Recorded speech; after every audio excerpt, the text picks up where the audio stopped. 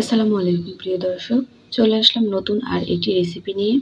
আজকে আমি আপনাদেরকে গ্যাসের চুলায় মাটির ছাঁচে অসংখ্য ছিদ্র বিশিষ্ট এবং ফুলকো চিতই পিঠা তৈরি করে দেখাবো।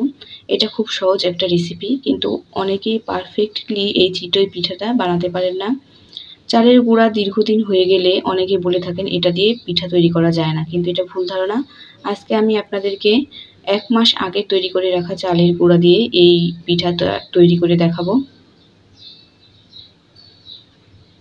এটা নরম এবং অসংখ্য ছিদ্র বিশিষ্ট হবে এবং ঠান্ডা হয়ে যাওয়ার পরও এটা নরম থাকবে।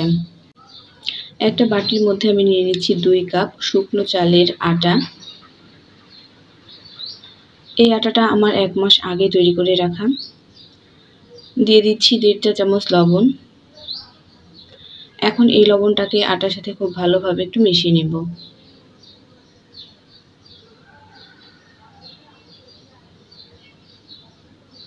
মেশানো হয়ে গেলে আমি এর মধ্যে দিয়ে দিব গরম পানি। এই পানিটা একদম ফুটন্ত গরমও না, আবার কুসুম গরমের চাইতেও একটু বেশি গরম। এখন পানিটা দিয়ে আমি এটাকে একটু মিশিয়ে নিব। পানিটা একবারে দিবেন না, চেষ্টা করবেন 2 থেকে 3 বারে পানিটা দিয়ে ব্যাটারটাকে তৈরি করে নেয়ার।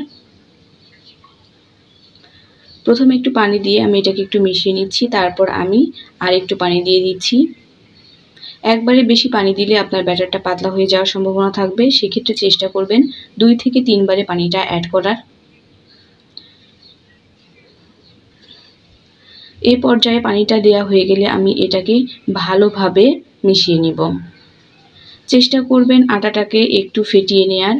আপনি যত এটা ভালোভাবে ফেটাবেন, ততই আপনার পিঠাগুলো ফুলকো এবং ছিদ্র বিশিষ্ট হবে। চেষ্টা করবেন একটু সময় নিয়ে আটাটাকে ফেটিয়ে নেয়ার। ফেটানো হয়ে গেলে আমি এই পর্যায়ে ব্যাটারটাকে 15 মিনিট রেস্টে রেখে দিব।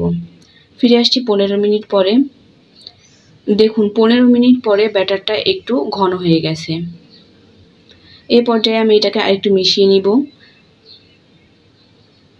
মেশানো হয়ে গেলে আমি এর মধ্যে সামান্য একটু কুসুম গরম পানি অ্যাড করে দিব। পানিটা দিয়ে পানিটাকে আমি ভালোভাবে একটু মিশিয়ে নিব। ব্যাটারের কনসিস্টেন্সিটা আমি আপনাদেরকে খুব কাছ থেকে দেখিয়ে দিচ্ছি এটা কেমন হবে। দেখুন ব্যাটারটা একদম পাতলাও হবে না, আবার একদম গাঢ়ও হবে না। এই ব্যাটারটা দিয়ে যদি আপনারা পিঠা তৈরি করেন, তাহলে পিঠাটা অবশ্যই পারফেক্ট হবে। চুলায় আমি আগে থেকেই একটা মাটির ছাঁচ বসিয়ে দিয়েছিলাম। ছাঁচটা গরম করে আমি এর উপরে সামান্য একটু তেল ব্রাশ করে নিয়েছি। এখন ব্যাটারগুলো এর মধ্যে দিয়ে দিচ্ছি। দিয়ে দেওয়ার পরে সাথে সাথে এটাকে ঢাকনা দিয়ে ঢেকে দিব। ঢাকনাটা এমনভাবে লাগাবেন যেন এর চারিদিকে কোনো ফাঁক না থাকে। আনুমানিক 2 থেকে 3 মিনিট অপেক্ষা করব। 2 থেকে 3 মিনিট পরে ঢাকনাটা খুলে নিচ্ছি। দেখুন আমার পিঠাটা কতটা পারফেক্টলি হয়েছে।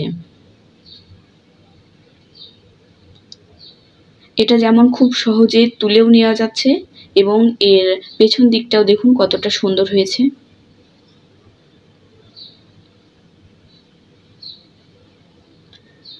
মাশাআল্লাহ, সবগুলো পিঠাই সুন্দরভাবে উঠে আসছে।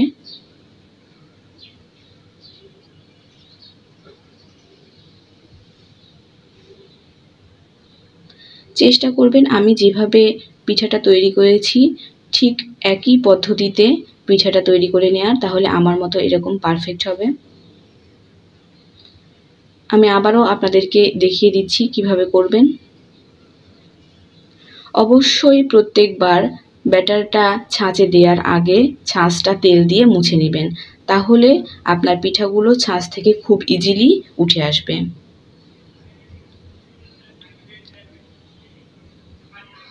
খুব সহজেই আমার পিঠাগুলো ছাঁচ থেকে উঠে আসছে।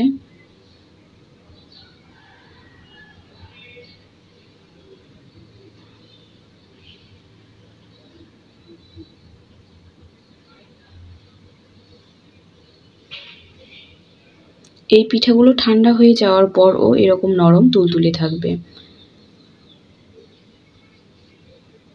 আমার সবগুলো পিঠা তৈরি করা হয়ে গেছে।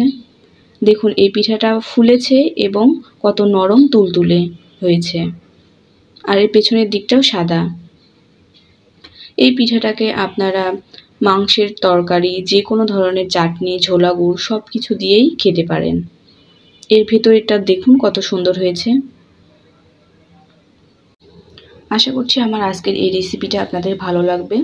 ভালো লাগলে অবশ্যই বাসায় ট্রাই করবেন, তাহলে আমার মতো এরকম পারফেক্ট চিতই পিঠা তৈরি করতে পারবেন। রেসিপিটি দেখার জন্য ধন্যবাদ। আল্লাহ হাফেজ।